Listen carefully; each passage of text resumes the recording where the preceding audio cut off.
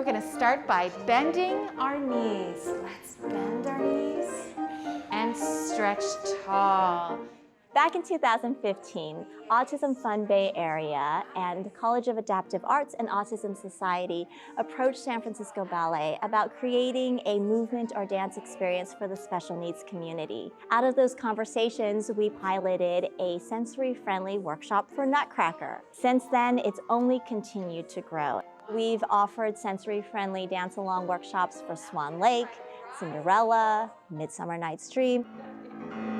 Here we go.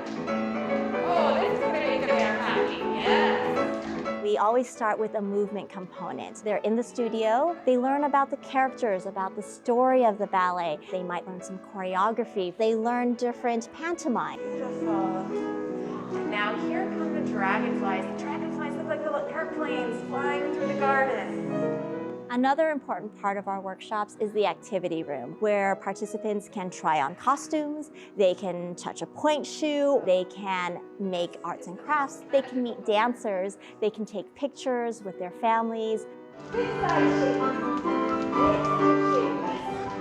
The participants have so much fun at these workshops. I like dancing is because it's so much fun. It helps me when I'm sad and stressed, and I love to dance with kind people. There's so many different ways to experience the performing arts, and in these workshops we just ask that everyone in the space find a way to connect to the arts in what feels right for them.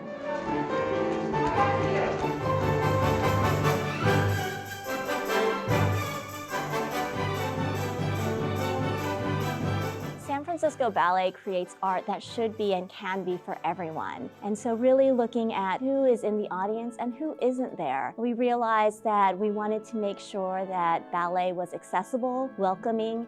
As we came out of the pandemic, we realized now more than ever that dance needed to be something that everyone could enjoy. It felt like the right time to have our first ever inaugural sensory-friendly performance of Nutcracker. Sensory-friendly performances are designed with neurodivergent audience members in mind, but we also welcome everyone in our community of all ages and abilities to experience the performance. The experience begins even before the performance starts. We have social story guides and visual maps available online and in person.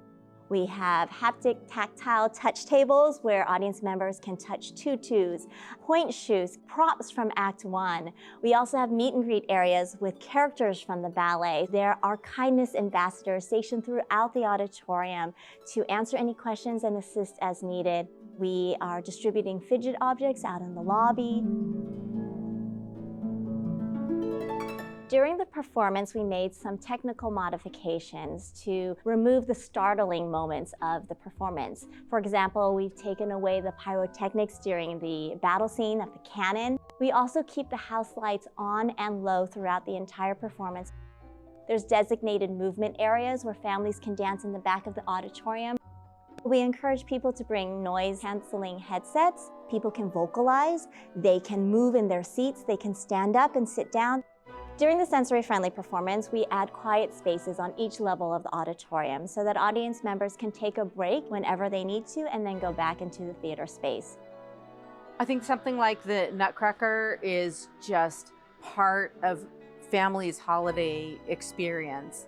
But for a lot of families, it's just off limits because of the behaviors of their children's special needs. What this performance gives these families the opportunity to do is do what every other family takes for granted, which is, come enjoy a special holiday standard without really having all the stress and nervousness about having to, have their child behave perfectly. Instead, the children can really be themselves.